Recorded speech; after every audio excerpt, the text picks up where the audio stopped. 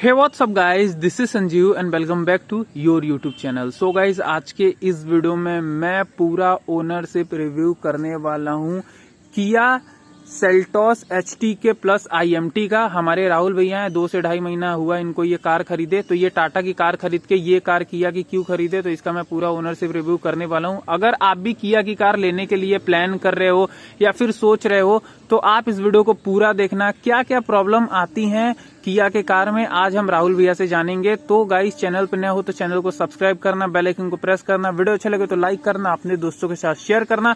चलिए फटाफट से गाड़ी के अंदर बैठते हैं और जानते हैं इस कार के बारे में हर एक चीज। तो चलिए दोस्तों, वीडियो शुरू करते हैं।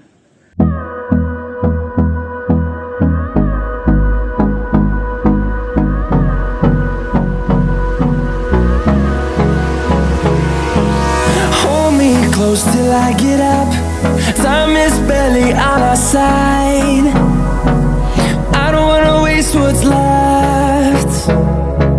The storms we chase are leading us, and love is all we'll ever trust. Yeah, no, I don't wanna waste what's left.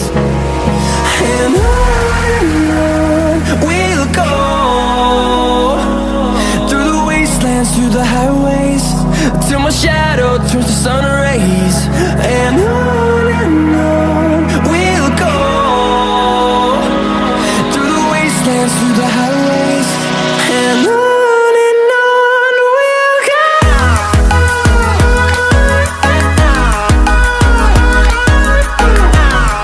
So guys, अभी हम आ चुके हैं भैया एक कार के अंदर, ठीक है। तो अब हम एक एक करके अपने सारे क्वेश्चन पूछने वाले हैं भैया से किया से रिलेटेड, ठीक है। तो हम अपना पहला क्वेश्चन पूछे उससे पहले भैया आप हमारे व्यूअर्स को हाय बोल दीजिए। Hi guys.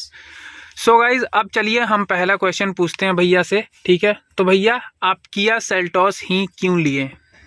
तो किया सेल्टॉस पे मैं क्यों गया? किया सेल्टॉस पे मैं इसलिए गया क्योंकि इस गाड़ी का मेरे को लुक्स बहुत पसंद है। मैं किया सेल्टॉस का एक्चुअल बताऊं तो मैं फैन हूं। मेरे को लुक वाइज ये गाड़ी बहुत अच्छी लगती है, और जिस प्राइस पॉइंट में मेरे को ये सेल्टॉस ऑफर हुई है वो काफी जस्टिफिकेबल है। ये गाड़ी मेरे को ऑन रोड पड़ चुकी थी 15 लाख अराउंड, और मेरा बजट भी था 13 to 15 लाख। और भी गाड़ियां मैंने कंसिडर करी थी। मैंने कंसिडर करी थी Tata Nexon, being very safe. Tata Nexon 5 star offer करती है, आप सभी जानते हैं, और किया सेल्टॉस सेफ्टी के मामले में उतनी अच्छी गाड़ी नहीं है। बट मैं फिर भी इस गाड़ी पे गया क्योंकि जो मेरे लिए मैटर करता है वो मेरे लिए मैटर करता है लुक्स। मेरी रनिंग उतनी है नहीं, तो संजीव जी बताऊं, मेरी लिटरली रनिंग उतनी है नहीं। मैं ज्यादातर गाड़ी अगर ड्राइव करूंगा भी तो आप समझो कि 200 to 300 किलोमीटर्स पर मंथ मेरी रनिंग है। तो ये कोई बहुत ज्यादा रनिंग तो है नहीं मेरी, और मैं सिटी ही ड्राइव ज्यादा करता हूँ, ठीक है। मेरी हाईवे पे भी कोई इतनी रनिंग नहीं है, तो इसलिए मैंने टाटा नेक्सॉन को नहीं प्रेफर किया जी। सेफ्टी से मेरे को उतना कुछ लेना देना नहीं था जी, क्योंकि जी। मैं ऑफिस गए हूँ, और मैं जब भी इस गाड़ी को कम्यूटेशन पर्पज से लिया हूं तो मैं बहुत ही रेयर ही गाड़ी यूज करता हूं, ठीक है।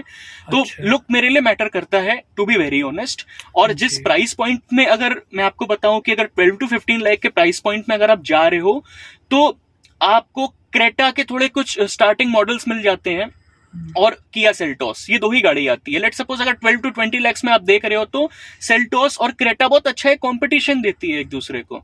तो मैं उस पे नहीं गया क्योंकि सेल्टॉस का एक तो लुक्स मेरे को सबसे प्यारा लगता है, और इसमें एक आता है IMT ट्रांसमिशन। IMT ट्रांसमिशन में आप समझो ना, ये सेमी ऑटोमेटिक आप इसको कह सकते हो ना, ये फुल्ली ऑटोमेटिक है ना ये फुल्ली मैनुअल है। और मैं अभी नया ही ड्राइवर हूँ, मेरे को गाड़ी सीखे हुए ज्यादा टाइम भी नहीं, मेरे को गाड़ी सीखे हुए कम से कम 4 to 5 मंथ्स हुए हैं।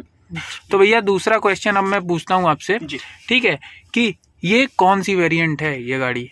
तो संजीव जी, ये है HTK प्लस IMT।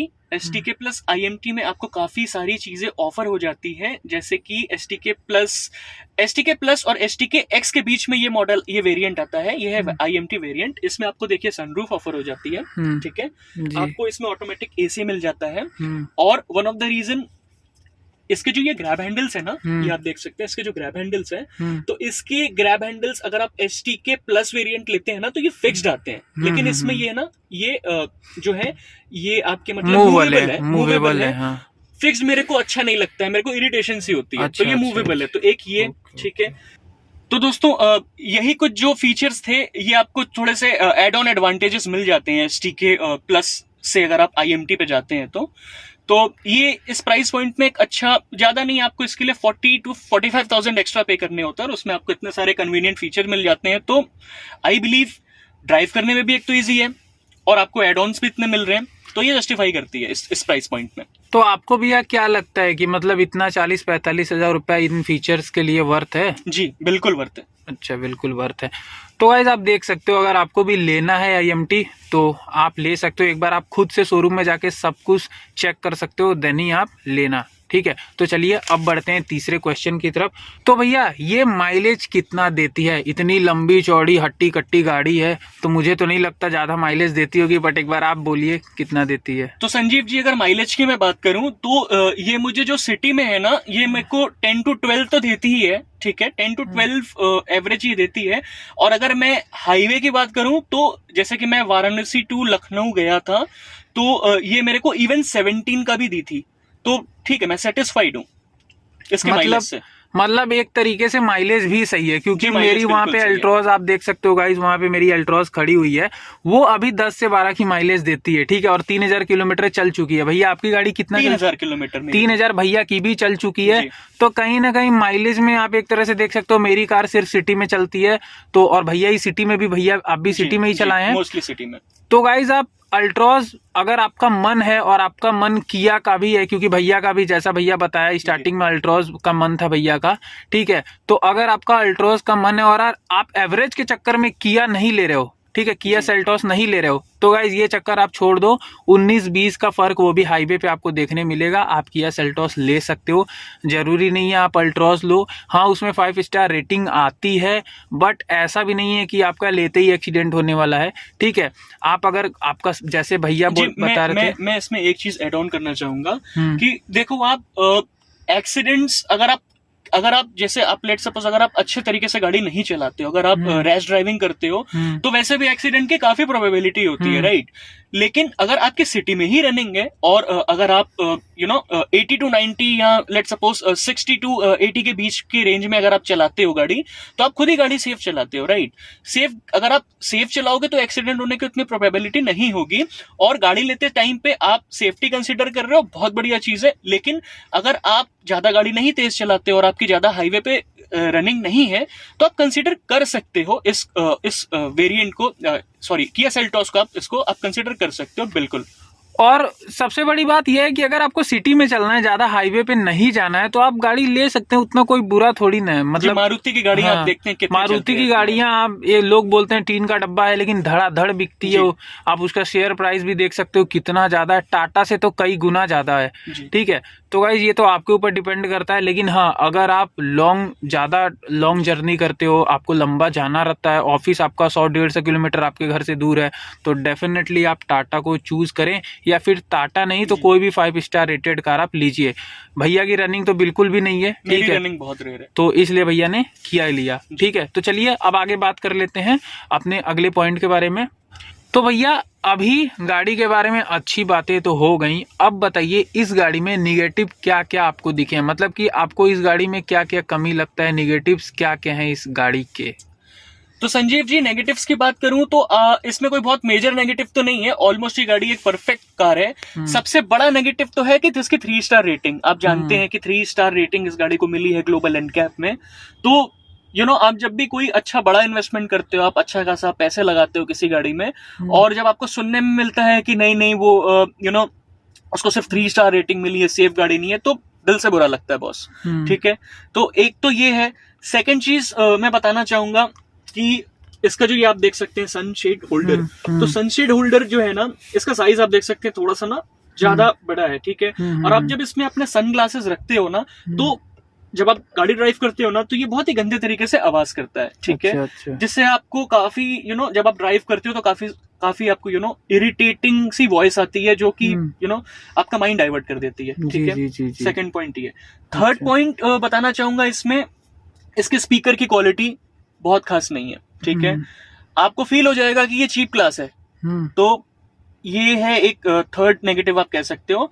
वाइब्रेट बहुत गंदे तरीके से करता है ये, स्पीकर ठीक है? बहुत गंदे तरीके से अच्छा। वाइब्रेट करता है। तो थर्ड ये हो गया। चौथी कमी बताऊंगा, रियर सीट आप इसकी देखेंगे तो इस पे कोई भी आपको आर्मरेस्ट नहीं मिलता है, ना आर्मरेस्ट ना कप होल्डर। और हेडरेस्ट की बात करूं तो हेडरेस्ट भी इसका एडजस्टेबल नहीं है। अच्छा। तो अगर आप कोई भी एसयूवी सेगमेंट में जा रहे हो, आप लॉन्ग ड्राइव अगर आप जाते हो, लॉन्ग ड्राइव अगर आप प्लान करते हो, it's a family car, right? तो आप लॉन्ग जर्नीज अगर कभी भी करते हो तो पीछे अगर जो पैसेंजर्स बैठते हैं उनके भी कन्वीनियंस के बारे में हमें सोचना चाहिए। ये चीजें तो हैं भैया, बट एक चीज और है ना कि जैसे इतनी बड़ी ये गाड़ी है, उस हिसाब से पीछे जो ये आप बता रहे हैं हेडरेस्ट, ये अगर एडजस्ट करने वाला नहीं रहता है तो गाड़ी का लुक भी उतना इनहेंस नहीं होता अंदर से, मतलब उतना अच्छा निखर के नहीं आता है जैसे बड़ी गाड़ी होने के हिसाब से। आपको क्या लगता है? जी, ये एडजस्टेबल होना चाहिए था। मेरे को तो ये लगता है, क्योंकि अगर आप इससे एक वेरिएंट ऊपर बढ़ जाते हैं ना HTX में, तो उसके आप सीट्स देख सकते हैं, उसके सीट्स में आपको आर्मरेस्ट तक भी दिया है, कप होल्डर्स दिए हुए हैं, और उसके बाद इसके जो हेडरेस्ट है वो भी एडजस्टेबल दिया है। हेडरेस्ट वैसे तो जरूरी है, बट वो कहीं ना कहीं लुक में भी एक अच्छा एड ऑन करता है। जी, मैं एग्री करता हूं। जी। तो वैसे ये कंपनियां जो होती हैं ये छोटी मोटी चीज ही आपको नहीं देती हैं, थोड़ा बहुत पैसा ऊपर नीचे के लिए, क्योंकि वो सब कुछ दे ही देंगी तो उनका टॉप भी नहीं बिकने वाला है जी। तो ये चीजें हैं, लेकिन ये तो दे ही सकते थे वो लोग। बट संजीव जी, मैं ये बताना चाहूंगा कि जो प्राइस पॉइंट आप पे कर रहे हो, ठीक है, अगर आप एक अच्छा खासा पैसा लगा रहे हो तो आप खुद ही चाहोगे बेसिक फीचर तो आपको मिलने चाहिए, राइट? क्योंकि आप इस गाड़ी को, आपका पर्पज ही, अगर आप किया सेल्टॉस ले रहे हो तो आपका पर्पज ही है कि आपको स्पेस चाहिए और आपको कन्वीनियंस चाहिए, राइट? तो अगर आप पीछे बैठ रहे हो, आपको स्पेस मिल रहा है, आपको कन्वीनियंस मिल रहा है, ठीक है, लेकिन अगर कुछ कुछ छोटी छोटी चीजें मिसिंग है तो वो होनी चाहिए थी, क्योंकि ये बेसिक्स में काउंट होता है। ये मेरा ओपिनियन है पर्सनल। और कोई कमी आपको इस गाड़ी में लगी? और तो Sanjeev ji as such major इस गाड़ी में कोई कमी नहीं है। ये गाड़ी अपने आप में एक बहुत ही परफेक्ट गाड़ी है। आप देख सकते हो इंटीरियर भी इसका प्रीमियम है काफी, और ये गाड़ी आपको एक अच्छा फील कराती है। इसका केबिन आप देख सकते हो, बहुत ही अच्छा है। तो इस गाड़ी से आप सेटिस्फाइड ही रहोगे, आप डिससेटिस्फाइड नहीं होगे। डिससेटिस्फाइड करने वाले जो कंसर्निंग पॉइंट है वो मैं आपको ऑलरेडी बता चुका हूं कि इसको 3 स्टार रेटिंग मिलती है। 3 स्टार रेटिंग इसको मिली है ग्लोबल एनकैप से। तो बस एक यही है जो थोड़ा सा दिल को दर्द देता है। अच्छा। बाकी तो सब कुछ बढ़िया है इस गाड़ी में, आप देख ही सकते हैं। और आपने भी अभी एक्सपीरियंस किया तो इसका इंटीरियर आपको कैसा लगा? नहीं, बहुत सही है। एसी तो एकदम चिल्ड कर दिया है बस 5 ही मिनट में। भैया आपने अपने YouTube चैनल पे, मैं बता दूंगा इस भैया का भी एक YouTube चैनल है, उसका लिंक मैं डिस्क्रिप्शन में डालने वाला हूँ। भैया का चैनल आप लोग जरूर चेक करिएगा, ठीक है? तो भैया आपने अपने YouTube चैनल में डाला था फर्स्ट सर्विस, तो आपको कैसा लगा फर्स्ट सर्विस आप कराने गए थे इस कार का? तो जी, फर्स्ट सर्विस का मेरे को तो एक्सपीरियंस काफी अच्छा लगा, क्योंकि जब भी आप जब भी सर्विस जाते हो, जैसे ये मेरी पहली गाड़ी थी, ठीक है, तो मेरे को कोई इसमें आइडिया नहीं था कि मेरे को सर्विस कराने से पहले इसको प्री अपॉइंटमेंट लेना पड़ता है। तो मैंने प्री अपॉइंटमेंट नहीं लिया था और मैं डायरेक्टली पहुंच गया था। तो किया कि जो सर्विस एग्जीक्यूटिव्स थे उन्होंने भी काफी हेल्प करी। उन्होंने ऑन द स्पॉट मेरे को, इवन दो मैं बिना अपॉइंटमेंट के गया था, लेकिन उन्होंने मेरी रिक्वेस्ट को कंसीडर किया, उन्होंने इस गाड़ी को सर्विस किया था, ठीक है। और सेकंड चीज बताना चाहूंगा कि उन्होंने फर्स्ट सर्विस में छोटे मोटे जो गाड़ी में काम थे रबिंग के, तो उन्होंने रबिंग भी कर दी थी। और मेरा थोड़ा सा जो इसका जो शार्क फिन एंटीना है ना, उसमें आई डोंट नो कुछ उसमें डेंट सा आ गया था, फॉर एनी रीजन एक डेंट आया हुआ था, तो उन्होंने उसको भी रिपेयर कर दिया था। तो ये सारे, मतलब ये इन चीजों के लिए मुझे उनको ज्यादा कुछ बोलना भी नहीं पड़ा था, उन लोगों ने खुद ही से कर दिया था। तो ये कुछ अच्छा लगता है ना कि आप बोलो भी ना और वो ऑलरेडी वो खुद से कर दे। तो इस चीजों, ये मतलब एक कस्टमर सेंट्रिक है वो। तो मेरे को ये चीजें काफी अच्छी लगी थी उनकी। तो भैया कितना आप रिकमेंड करेंगे इस गाड़ी को ओवरऑल? अगर देखा जाए इस पूरी गाड़ी को, आप अगर मान लीजिए हमारे व्यूअर्स में किसी को लेना है तो आप कितना रिकमेंड करेंगे?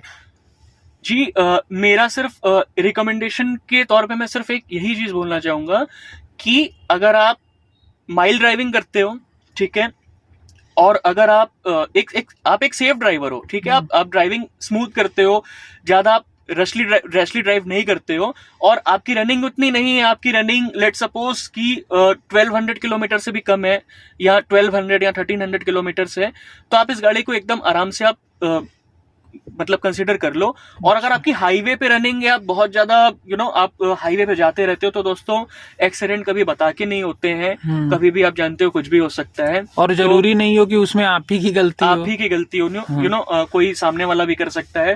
तो उसमें अगर आपकी कार ही ना सेफ हो तो फिर तो कोई फायदा नहीं है। ठीक है, तो गाइज यही था पूरा ओनरशिप रिव्यू। अब तो कुछ मेरे ख्याल से बचा नहीं है, और कुछ बच गया हो तो गाइज आप लोग कमेंट कर दीजिएगा, दोबारा वीडियो बना देंगे, उसमें क्या है। ठीक है, तो गाइज ये किया सेल्टोस का ओनरशिप रिव्यू था, हमारे राहुल भैया थे। ठीक है, बस 2 से 3 महीना पुरानी गाड़ी है ना भैया ये, तो 2 से 3 महीना पुरानी गाड़ी है। अभी थोड़ा चलने दो, 1 आध साल में मैं एक और रिव्यू बना दूंगा कि इतना चलने के बाद क्या होता है। ठीक है, अभी तो नई गाड़ी है, तो आप भी कंसिडर कर सकते हो। सारे ड्रॉबैक या फिर जो भी अच्छाइयाँ थी आपको पता चल गई होंगी। तो गाइस यही था आज के इस वीडियो में। भैया के चैनल का लिंक है डिस्क्रिप्शन में, जाके चेक करना। वीडियो अच्छा लगा हो तो लाइक कर देना, चैनल को सब्सक्राइब कर देना। मिलते हैं किसी और नेक्स्ट यूजफुल वीडियो में। तो चलिए मिलते हैं किसी और नेक्स्ट यूजफुल वीडियो में, तब तक के लिए जय हिंद, वंदे मातरम।